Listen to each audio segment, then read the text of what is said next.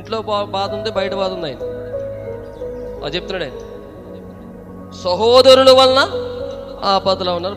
బయట వాళ్ళు అలాగే ఉంటుంది అండి. నేను లాస్ట్ మీకు చెప్పాను, దీన్ని నమ్మక ద్రోహం అంట. నమ్మించి శత్రువు కన్నా ఈడు డేంజర్. శత్రువు కన్నా ఇటు డేంజర్. వీడిని నమ్ముతాం, వీడేం చేస్తాడు? మన ఇంట్లో ఉంటారు యోధాలు మన ఇంట్లో కూడా ఉంటారు, మన చర్చెస్లో ఉంటారు. వీళ్ళ ఇంటెన్షన్స్ వేరు. దేమ అప్పుడు దాకా ఆయనతో ఉన్నాడు, టక్మని వెళ్ళిపోయాడా? ఎక్కడికి వెళ్ళిపోయాడు? దశలోకి వెళ్ళిపోయాడు. ఎందుకు వెళ్ళిపోయాడు?